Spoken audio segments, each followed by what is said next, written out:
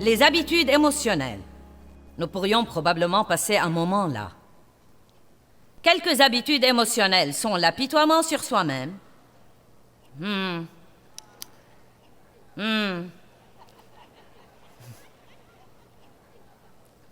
La dépression. Le découragement excessif ou le chagrin. Laisser nos circonstances déterminer notre humeur. Nous emporter facilement.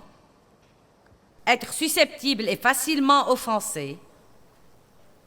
Agir sur la base de l'émotion sans être réaliste et sans penser à ce que nous faisons. Si nos plans ne marchent pas, nous nous apitoyons sur nous-mêmes. Laissez-moi vous lire l'histoire d'une femme qui s'apitoyait sur elle-même et de ce que ça a causé dans sa vie. Vous dites, j'ai une bonne raison pour m'apitoyer sur moi-même. Même, mais vous n'en avez pas le droit parce que Dieu est prêt à changer les choses dans votre vie si vous coopérez avec lui. Je vous dis juste ce qu'il m'a dit. Je passais beaucoup de temps à m'apitoyer sur moi-même et chaque fois que Dieu essayait de s'occuper de moi, je disais, eh bien, on a abusé de moi. Et on m'a traité comme une chienne. Personne ne devrait être traité comme ça. Et j'ai finalement compris que tout ça était vrai. Et j'avais une bonne raison pour rester à ne rien faire et pour être fâchée et furieuse et aigrie et toutes sortes de choses. Mais je n'en avais pas le droit parce que Jésus est mort pour me libérer de ça. Allez, comprenons ça de nouveau maintenant.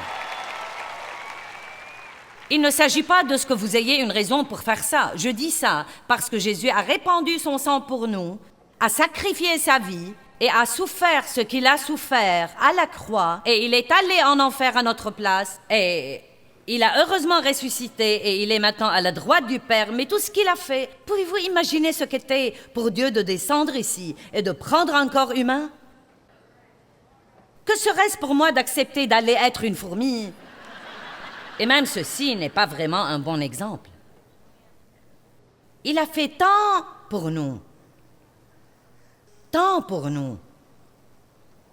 Et nous ne devons pas rester à nous apitoyer sur nous-mêmes. Vous avez peut-être une bonne raison, mais vous n'en avez pas le droit parce qu'il a payé un prix trop fort pour vous libérer de ça.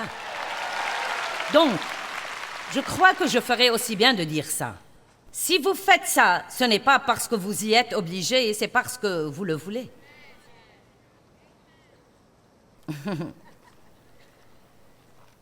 Je vais trouver quelques personnes qui me sourient et... eh bien, ça ressemble à peu près à ça. Eh bien, tu ne sais pas ce que j'endure. Tu ne connais pas ma vie. Croyez-moi, l'apitoiement sur soi-même ne va pas nous aider. Il ne va rien changer. Il n'impressionne pas Dieu. Il ne touche pas Dieu. Oh, le diable adore ça. Oh oui, chaque fois que vous vous apitoyez sur vous-même, l'enfer fait une fête. Vraiment, il adore ça. Vous savez, vous devez arriver au point où quand le diable vous invite à une fête d'apitoiement sur soi-même, vous dites « Non merci, je suis passé par là, j'ai fait ça, je ne vais pas perdre un autre jour de ma vie à m'apitoyer sur moi-même. »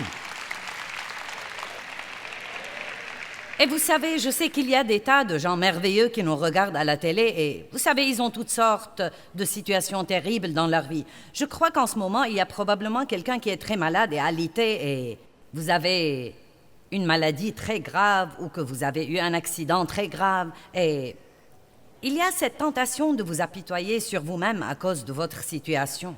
Laissez-moi vous dire, Dieu veut que vous soyez en joie dans toutes vos circonstances et ce truc que vous traversez, ça aussi passera et vous en sortirez. Ne perdez donc pas les jours que vous avez à vous apitoyer sur vous-même.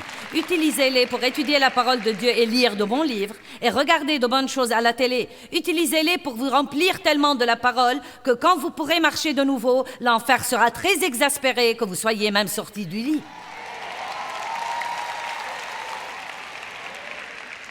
Bien, voilà l'histoire. Je connais une femme qui a été très gentille et agréable toute sa vie. Elle aimait faire des choses pour les autres. Mais à l'âge de 87 ans, elle ne pouvait plus vivre seule et elle a dû résider dans une maison de retraite. La maison de retraite était une des meilleures et le personnel était supérieur. On prenait bien soin d'elle, elle avait de bons repas, ses enfants payaient toutes les factures et la visitaient souvent. Mais elle a laissé l'apitoiement sur soi-même régner dans sa vie. Elle ronchonnait et critiquait toutes choses. Elle disait fréquemment que les gens ne comprenaient pas qu'elle avait du mal à renoncer à toutes ses affaires et à compter sur les autres. Le problème s'est tellement aggravé que les gens n'osaient pas la visiter. Et le personnel se hérissait chaque fois qu'elle allumait le petit feu clignotant rouge à l'extérieur de sa chambre. Penser aux choses négatives dans sa vie l'a finalement exaspérée et déprimée, et ses médecins ont dû lui donner de plus en plus de médicaments contre l'anxiété pour la garder assez calme pour que les gens puissent s'en occuper. Je crois vraiment que si elle avait été positive et reconnaissante, son expérience aurait pu être une joie. Elle était si égocentrique qu'elle refusait même de sortir de sa chambre pour visiter les autres résidents ou aller à la chapelle ou à n'importe quelle commodité mise à sa disposition. Pour moi, c'est un bon exemple de la manière dont la manifestation des mauvaises émotions peut littéralement ruiner nos vies et ruiner toutes nos relations. Elle avait vraiment le choix. Et quelle que soit la situation dans laquelle vous êtes ou la situation par laquelle je suis passée dans ma vie, nous avons le choix. C'est une des choses les plus formidables que Dieu nous a données. J'ai mis devant toi la vie et la mort. Choisis la vie afin que tu vives toi et ta postérité. Et peut-être qu'il y a des personnes ici aujourd'hui qui ont vraiment besoin de faire le choix d'arrêter d'être amères et d'arrêter de revenir sur le passé. Le choix de ne pas perdre un jour de plus de votre vie à vous apitoyer sur vous-même. Le choix de prendre l'habitude du bonheur et de perdre l'habitude de la hâte et d'apprendre à gérer vos émotions et ne pas les laisser vous gérer. Je ne sais pas ce que vous en pensez, mais j'aime le progrès et j'aime les buts et j'aime grandir et j'aime rêver de quelque chose. Et tous ces trucs ne me dérangent pas du tout, ils m'enchantent. Ça m'enchante que Dieu me donne un nouveau défi et je vois quelque chose de nouveau vers lequel je peux grandir. Donc, si vous avez été ici ce week-end tout entier et que vous sentez que vous avez un problème avec toutes les choses dont j'ai parlé, ne rentrez pas à la maison. « Oh mon Dieu, si seulement je n'avais jamais... Dites plutôt « Je suis si enchantée que je peux à peine le supporter. Dieu m'a ouvert les yeux et m'a révélé tant de choses et j'ai hâte de commencer à travailler avec le Saint-Esprit pour voir ce qu'il va faire dans ma vie. » Amen. Écoutez, Elisabeth Elliot dit « L'apitoiement sur soi-même est une mort sans résurrection, une doline dont aucune main de secours ne peut vous tirer parce que vous avez choisi d'y sombrer. Et l'apitoiement sur soi-même est de l'idolâtrie. C'est devenir introverti et s'idolâtrer. Tout devient axé sur ce que vous ressentez et ce que les gens vous font et ce qu'ils ne vous font pas. Et je dis, oui, je comprends vraiment vos situations et je comprends comment les émotions fonctionnent et je comprends que vous n'avez probablement pas été traité par tout le monde comme il faut et je comprends que la vie n'est pas juste. Je comprends tout ça, mais je suis là pour dire qu'il n'y a qu'une chose qui fait bouger la main de Dieu et c'est la foi, pas l'apitoiement sur soi-même. Nous devons donc avoir une attitude positive, comme quoi Dieu m'aime et il va s'occuper de moi et quel que soit ce que quelqu'un d'autre me fait, Dieu est celui qui me justifie et il va tout arranger si je mets ma confiance en lui. J'espère que je m'adresse à quelques-uns et que je ne parle pas toute seule.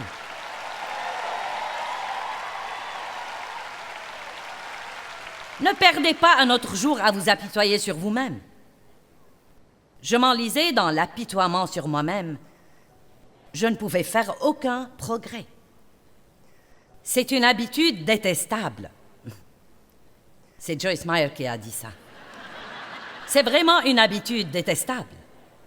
Il n'y a rien de plus laid à regarder ou de plus désagréable à côtoyer qu'une personne remplie de l'apitoiement sur elle-même. C'est épuisant pour tout le monde. Amen. Vous ne pouvez perdre une habitude que quand vous n'êtes plus prêt à la laisser vous contrôler.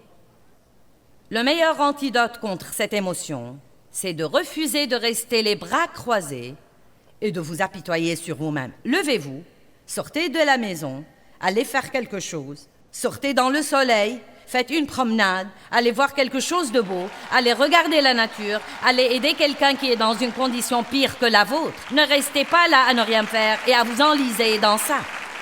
Levez-vous, lève-toi, sois éclairé, car ta lumière arrive et la gloire du Seigneur se lève sur toi. Amen. Nous avons une vie à vivre et un monde à sauver. Nous n'allons pas faire ça en restant assis et à nous apitoyer sur nous-mêmes et en étant amers. Ne laissez pas vos émotions vous contrôler. Vous pouvez les gérer. Vous avez la puissance du Saint-Esprit pour pouvoir contrôler vos émotions. La raison pour laquelle je dis qu'on peut avoir des habitudes émotionnelles est que j'avais l'habitude de m'apitoyer sur moi-même. J'étais adonnée à l'apitoiement sur moi-même. On peut avoir des habitudes mentales. J'avais l'habitude du raisonnement. Je devais tout comprendre avant de pouvoir me calmer et me contenter.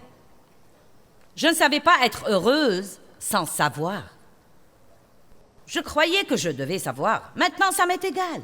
J'ai eu assez d'expérience avec Dieu. Je ne sais pas ce qu'il va faire. Vous savez, je ne sais pas... Non, mais les gens me posent les questions les plus incroyables, vous savez. Eh bien, qu'arrivera-t-il au ministère quand tu seras décédé? Eh bien... Tout d'abord, je ne suis pas très proche de la mort pour penser à ça. Et...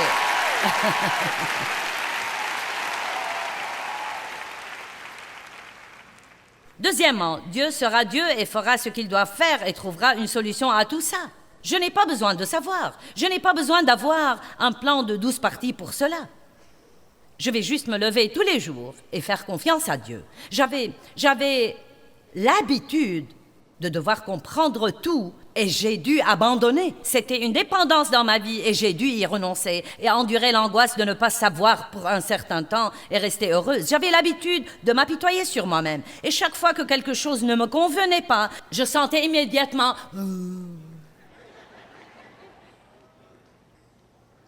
Et vous ne pouvez pas perdre ces habitudes avant que vous ne soyez plus prêt à les supporter. J'espère que quelqu'un en est au point où il n'est plus prêt à supporter ces trucs. Qu'en est-il de l'émotion de la colère?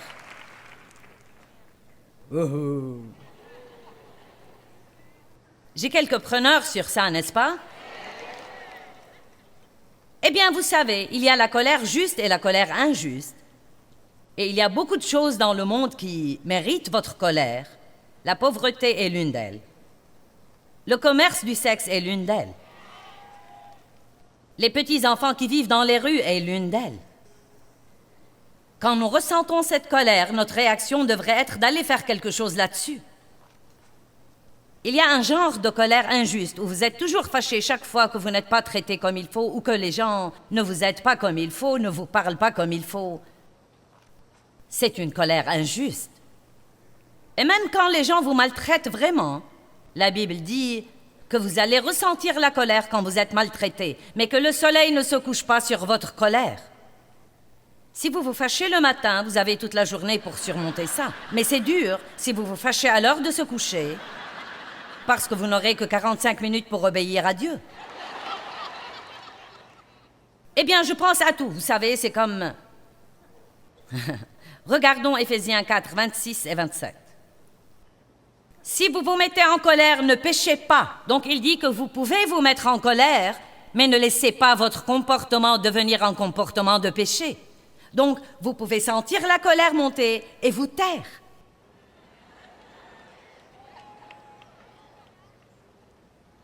Vous pouvez sentir la colère monter et ne pas maltraiter la personne contre laquelle vous êtes fâché. Ouhou! Vous savez quoi? Vous allez tellement contrôler vos émotions quand ceci sera fini. Mettez-vous en colère et ne péchez pas. Ne laissez jamais votre colère, votre exaspération, votre fureur ou votre indignation durer jusqu'au coucher du soleil. N'allez pas vous coucher fâché. Dieu nous dit de ne pas faire ça. Ne donnez aucun accès au diable ou aucune prise de pied. Ne lui donnez aucune occasion. Allez, lisons ce qu'il dit là. Quand nous restons fâchés et que nous refusons de pardonner, nous refusons de faire la paix, nous refusons de prier là-dessus, nous ouvrons une porte au diable. Pas étonnant que nous nous rendions service quand nous pardonnons. Bénissez-vous et ne vous couchez pas fâchés. Je suis sûre que vous avez fait ce que je faisais. J'allais me coucher fâché contre Dave et je ne le touchais pas. Je ne te toucherai pas. Je dormais sur la couture du bord du matelas pour ne pas le toucher.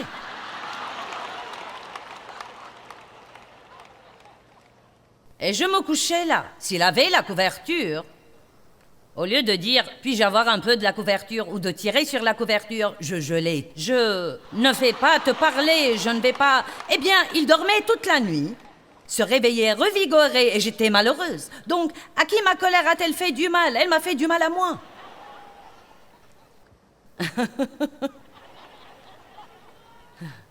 Je crois que vous, les mecs, criez trop fort. Je crois que vous devez reconnaître ces trucs.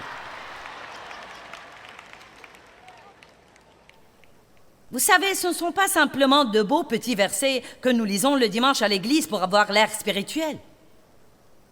Oh oui, je vous le dis, si vous vous mettez en colère, ne péchez pas. En vérité, ne laissez jamais le soleil se coucher sur votre colère. Oui, je vous le dis, ne donnez pas au diable une prise de pied dans votre vie. Et tout le monde dit « Amen, Amen, Amen, Amen, Amen ». Puis la première chose qui arrive, ils se mettent en colère et restent fâchés toute la journée. Allez, ces trucs sauveront votre vie. Si vous apprenez à faire ce que ce livre dit, le diable ne pourra pas vous contrôler. Nous devons le mettre en pratique dans notre vie de tous les jours. La colère est un danger. C'est anger en anglais. Mettez seulement un dé devant anger et vous aurez danger. Oui, wow. J'aurais aimé dire que c'est moi qui ai inventé ça, mais ce n'est pas le cas. Eh bien, quand les gens vous font du mal, la Bible vous promet que Dieu vous justifiera. Dieu est celui qui vous justifie. Il rétribuera les gens qui vous ont fait du mal. Vous n'avez pas à le faire. Dieu le fera. Il n'apprécie pas quand les gens font du mal à ses enfants. Mais Dieu ne peut pas intervenir si vous ne faites pas ce qu'il vous a dit de faire, qui est quoi? Priez pour vos ennemis, bénissez et ne maudissez pas, et cela veut dire arrêtez de parler d'eux. C'est ce que cela veut dire.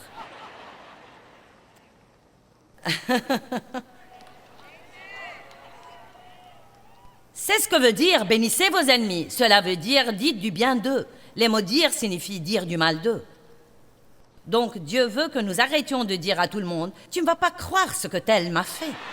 Eh bien, attends que je te raconte qu'il l'a fait encore une fois. Eh bien, tu sais quoi, sœur, je ne vais plus supporter ça. Je veux que tu pries pour lui pour qu'il soit gentil avec moi. Pourquoi ne pas leur demander de prier pour vous?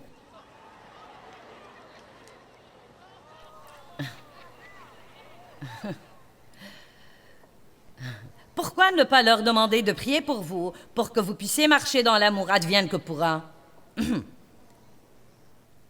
La colère fréquente nous met sous un stress excessif et c'est la cause de beaucoup de maladies. Des médecins de Coral Gables, Floride, ont comparé l'efficacité du pompage du cœur chez 18 hommes atteints de la maladie des artères coronaires et chez 9 contrôles sains. Chacun des participants dans l'étude a subi un test de stress physique en faisant du vélo d'entraînement et 3 tests de stress mental en faisant des problèmes de maths mentalement, en se rappelant un incident récent qui les avait beaucoup exaspérés et en faisant un court discours pour se défendre contre l'accusation hypothétique de vol à l'étalage. En utilisant des techniques radiographiques sophistiquées, les médecins ont pris pendant ces tests des photos des cœurs des sujets en pleine action. Pour tous les sujets, la colère a réduit la quantité de sang que le cœur pompait au tissu du corps, plus que tous les autres tests. Et c'était surtout vrai pour ceux qui avaient des maladies cardiaques. Les médecins ont administré le test. Ceux qui ont administré le test ont constaté, Dieu seul sait pourquoi la colère est tellement plus puissante que la crainte ou le stress mental, mais jusqu'à ce que nous voyions plus de recherches là-dessus, ça serait bien de compter jusqu'à 10 avant de piquer une crise. Eh bien, la version de Dieu de « ne piquez pas une crise », c'est « gardez votre paix ». Jésus nous a donné la paix et Dieu dit « n'entrez pas dans cette condition de colère. Elle affecte votre comportement, elle affecte vos paroles, elle abîme votre santé physique. Nous devons apprendre à gérer cette colère et ne pas la laisser nous gérer. » Amen. La colère de l'homme ne réalise pas la justice que Dieu désire. Les habitudes émotionnelles nous amènent à réagir selon les situations au lieu d'agir selon la parole de Dieu. Et les émotions sont fortes. Elles sont une des forces les plus fortes dans le monde. Et tout l'intérêt d'une émotion est qu'elle monte et vous amène à la suivre. Mais nous devons arriver au point où, quand les émotions montent, nous les contrôlons. Je dis toujours, attendez que les émotions s'apaisent et ensuite décidez. C'est facile de se prendre d'émotions pour un truc et l'acheter. Oh! Oh! Oh! Oh! Vous vous endettez pour l'acheter. Vous l'achetez avec une carte de crédit. Vous faites des paiements avec la carte pendant 1 an. Et vous le mettez dans un tiroir et vous ne savez même pas ce que vous en avez fait. À cause des émotions. Les gens s'endettent à cause des émotions. Ils épousent la mauvaise personne à cause des émotions. Ils ne restent pas mariés à la bonne personne à cause des émotions. Oh, allez, je prêche mieux que vous ne réagissez. J'imagine que Dave a eu envie de me quitter à plusieurs reprises. Mais Dieu merci, il est toujours là. Nous réagissons d'une certaine façon quand nous sommes fâchés, d'une autre façon quand nous sommes découragés, d'une autre façon quand nous sommes blessés. Et nous pouvons soit continuer à réagir, soit apprendre à ne pas laisser nos émotions nous gérer et nous gouverner, et à avoir le dessus. Et si vous avez besoin de plus d'aide en la matière, j'ai un livre là-dessus. Vivez au-delà de vos sentiments, voilà ce que c'est. Oui, vivez au-delà de vos sentiments. Bien, 3e habitude. L'habitude de la confiance. Oh, je suis contente d'en parler parce que je veux que vous sortiez d'ici aujourd'hui, sachant que vous êtes un enfant de Dieu, qu'il est en vous, autour de vous, pour vous, avec vous, qu'il vous a doué et équipé pour faire tout ce que vous devez faire dans la vie. Je veux vous voir lever la tête, redresser les épaules, marcher la tête haute, regarder les gens dans les yeux. Je me fiche de ce que vous ressentez. Vous n'avez pas besoin de vous sentir confiant pour être confiant. Amen. Vous ne savez pas ce que je ressens chaque fois que je sors ici. Non, mais il y a des fois où je sors ici sans avoir la moindre idée du premier mot que je vais prononcer. Nous faisons confiance à Christ, c'est quand nous croyons qu'il ne nous délaissera jamais. Beaucoup d'entre vous n'expérimentez pas les grandes choses que Dieu a planifiées pour votre vie parce que vous ne faites pas ce pas de foi. Et vous savez quand Dieu vous rencontre, quand vous faites ce pas de foi. Vous savez quand les eaux se sont fendues, quand les prêtres y ont posé les pieds, et non pas quand ils étaient debout là en attendant qu'elles se fendent, quand ils y ont mis les pieds. Les eaux se sont fendues. Certains d'entre vous doivent faire un pas de foi et laisser Dieu faire ses preuves dans votre vie. Vous devez faire un pas de foi et laisser Dieu être Dieu. Arrêtez d'attendre les sentiments. Eh bien, je ne sens pas encore que je suis prêt. Ce serait pire si vous vous sentiez prêt que si vous ne vous sentez pas prêt. Parce que si vous vous sentez prêt, vous ne pouvez pas compter sur Dieu. Et si vous ne vous sentez pas prêt, vous direz « Oh mon Dieu, tu dois m'aider. Et si tu ne m'aides pas, Dieu, je ne sais pas ce que je ferai. » Ne mettez pas votre confiance dans la chair. Ne mettez pas votre confiance dans votre éducation, qui vous connaissez, qui vous ne connaissez pas, ce dont vous avez l'air ou vous ne l'avez pas. De quel côté de la rue vous habitez, dans quel quartier vous habitez. Mettez votre confiance en Christ et croyez-moi, il n'y a pas une personne qu'il ne peut pas promouvoir et élever si vous mettez votre confiance en lui. Je peux vous dire la vérité absolue. Selon les critères du monde, je suis complètement non qualifié pour faire ce que je fais. C'est la vérité absolue. Selon les critères du monde, je suis totalement, complètement non qualifié. Et à dire vrai, cela les a exaspérés. Car je n'ai rien fait des trucs qu'on est censé faire pour pouvoir faire ce que je fais. Amen? Non qualifié. Mais laissez-moi vous dire quelque chose. Dieu vous qualifie. Vous êtes qualifié parce qu'il vous oint pour faire tout ce que vous devez faire. Ne vous mettez pas à l'écart. Ne regardez pas tous les autres et ne pensez pas « Oh, si seulement, si seulement, si seulement ». Non, faites un pas de foi. Sachez que Dieu vous aime. Vous êtes précieux pour lui. Vous êtes de valeur pour lui. Il a mis son Fils en vous. Vous avez la capacité Vous avez la force. Vous pouvez faire tout ce que vous devez faire dans la vie par Christ qui vous fortifie. Amen.